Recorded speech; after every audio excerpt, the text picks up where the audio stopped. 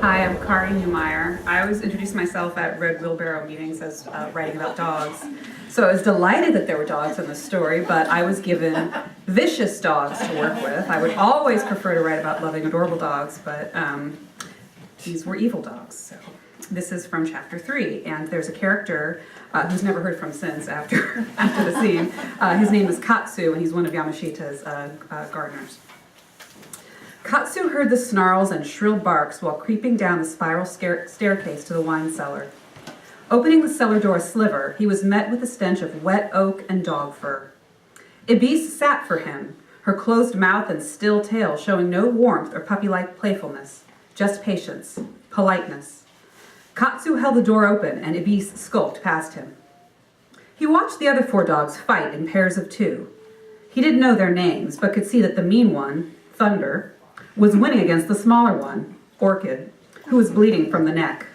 The other 2, the males, Basilisk and Roan, were more evenly matched and did not appear to be fighting to the death, just for sport. Hey! He rattled the metal lock on the door to get their attention. Basilisk and Roan looked up, their scuffle forgotten. Seeing the open door, they followed the path Ibis had forged. Thunder, however, was out of her head, bent on destroying Orchid, whom on an ordinary day she loved like a sister. Katsu pulled a bottle of red from the rack, hoping it wasn't an expensive one. Hugging the wall, he moved closer to the fighting dogs. Orchid had some fight in her. Her jaw held onto Thunder's neck as tightly as a stronger dog held onto hers. Locked in a death grip, the 2 rumbled at each other steadily, punctuating their threats with violent spasms of barks. Katsu raised the wine bottle and brought it down on Thunder's head. Thunder squealed and released her grip on Orchid. Katsu's heroic plan was to then scoop up Orchid and carry her out the cellar door, closing Thunder inside by herself. Wrapping his arms around Orchid, Katsu tried to stand with her, but she held tight to Thunder's neck. Thunder recovered from the wine bottle blow and narrowed her black eyes at Katsu. With the snarl of a banshee, Thunder clamped her lupine teeth onto Katsu's right bicep. The wine bottle crashed out of his hand, shattering on the cellar door as Katsu screamed. Her teeth seemed to pierce through every nerve in his bicep, the pain echoing through his forearm to his fingertips. Her human attacker neutralized, Thunder resumed her battle with Orchid. Jacked up on adrenaline, Katsu tried to strategize a way to end the fight. Slipping a little in the red wine and shattered glass, he used his left hand to pick up the jagged neck of the broken wine bottle. He kicked the smaller dog in the side, while at the same time thrusting the broken glass into the bigger dog's haunch. Orchid whirled her head at him and nailed him in the calf, but at least she let go of Thunder. He twisted the bottle into Thunder's leg, widening the wound and spurting blood all over the wine-soaked floor.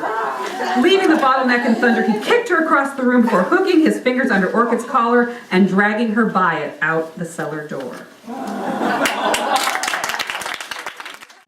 At some point, it starts pouring down rain and people start fleeing Villa Barbara.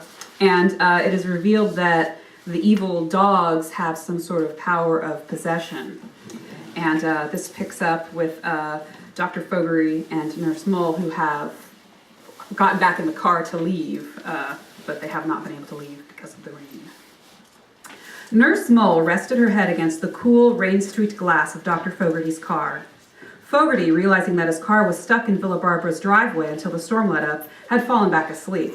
What was the matter with him? Fogarty's mouth hung open as he snorked a series of beastly snores, reminding Ingrid of so many nights she considered smothering him with her pillow.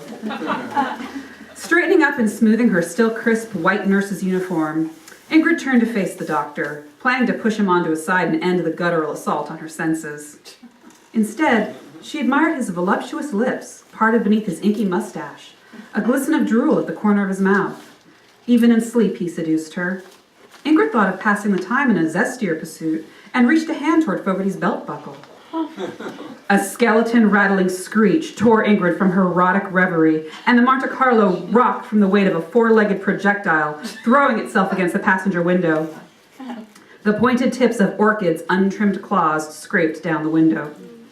Ingrid opened her mouth to scream, but no sound came out.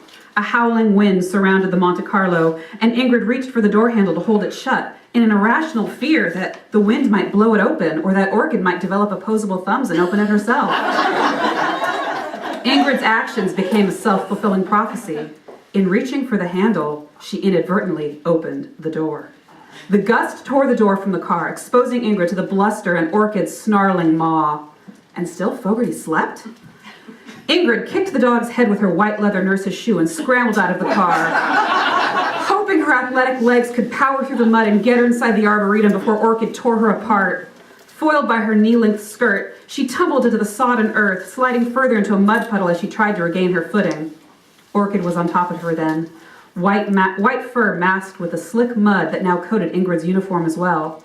Ingrid clenched her eyes shut and turned her head away, bracing for the dog's bite that would tear the flesh from her neck and pierce her jugular. No bite came. Ingrid opened her eyes and found herself mesmerized by Orchid's glowing neon gaze. Remembering vaguely that all 5 dogs had vacant black holes for eyes, Ingrid felt the tingling of ice running through her veins as a fine green mist flowed from Orchid's eyes to hers. The soul transfer complete. As it is. The soul transfer complete, Orchid stepped off Ingrid's sturdy frame, allowing the nurse to rise from the muck.